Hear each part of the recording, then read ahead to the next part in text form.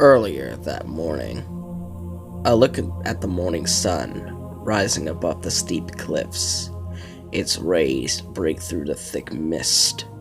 My head hurts inside. I look down at my reflection in the puddle again.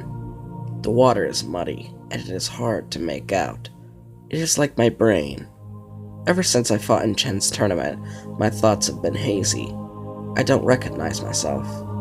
The wind ripples the water, and I can only make out the small parts of my reflection at a time. It looks like I am drifting apart. My hands are big, or maybe it's just a distortion from the puddle. They look heavy, but they don't feel heavy. When I speak, the words that come from my mouth sound crude and primitive.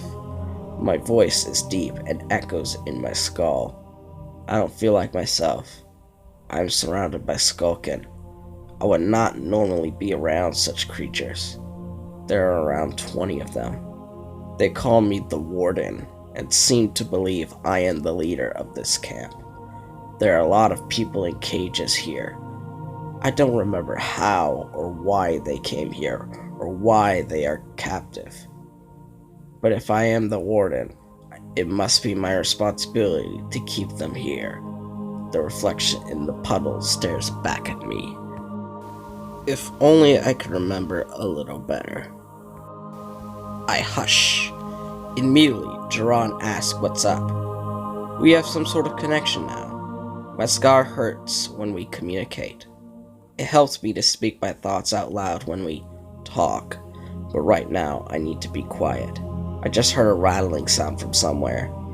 It is hard to be sure which direction it came from with all the steep cliff sides ricocheting the sounds back and forth.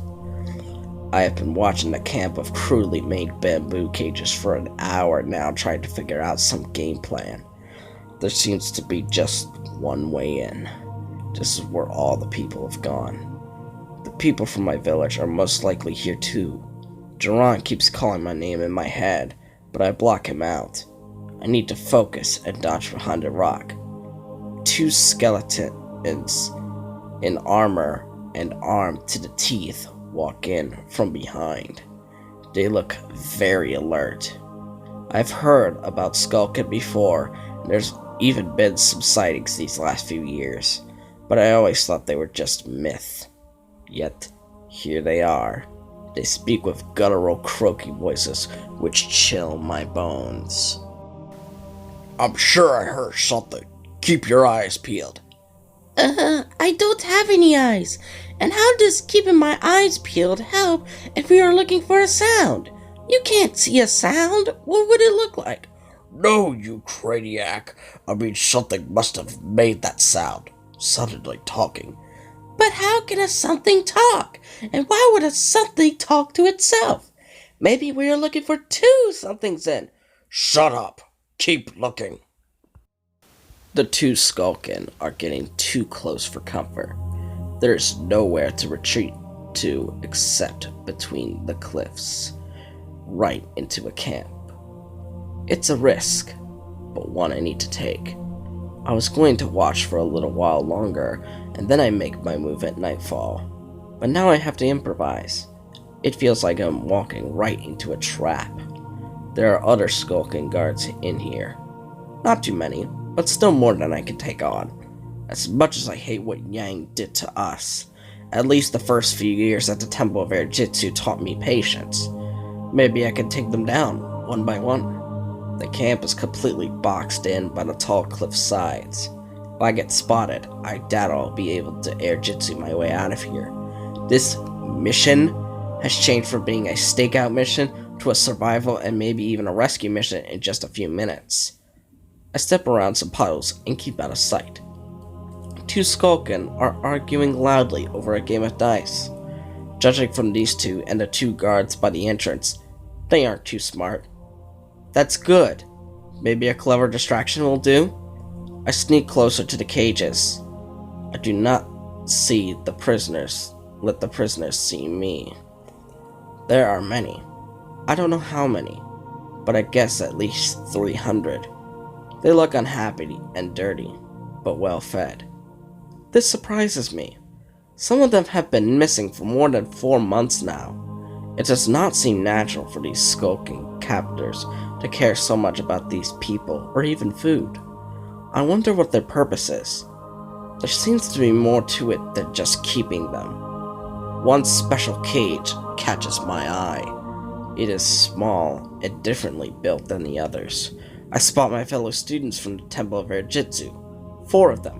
If I could get them out, we may have a fighting chance against the skulking guards. This is now officially a rescue mission. I check that the coast is clear and dash toward the... I am blasted backwards and slam against a rock wall hard. Everything turns purple.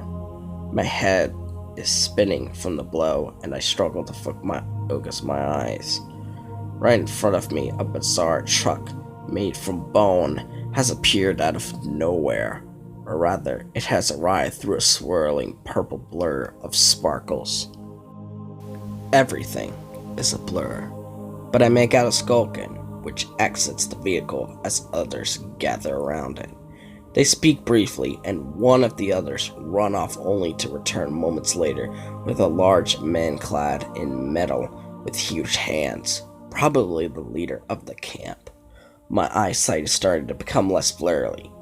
He is handed a letter, which he handles clumsily. It looks like he is just about to read it, but then he looks directly at me and he yells. I manage to knock over a few and buy myself a few seconds. Others attack and I dodge. Fighting is not an option. There are too many. Another dodge. I run towards the cage with the Air Jitsu students. If I manage to free them, fighting may still be an option, but the big guy has blocked my path to the cage. My friends have seen me now and call out to me. The big guy charges, but I Air Jitsu over him and he shatters 2 or 3 of the skulkin who are on my tail. Things are looking up, but as I reach the cage, my heart drops.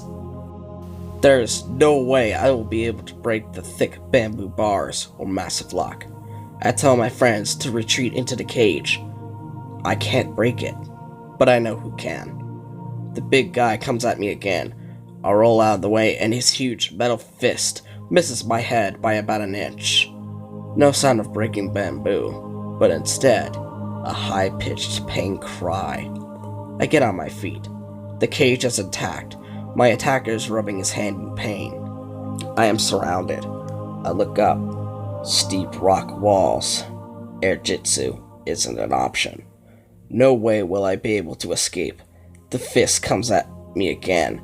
It feels warm as it connects with my chin. Not quite as hard as I expected. I have failed you, Jerahn. Another blow connects. Blackness.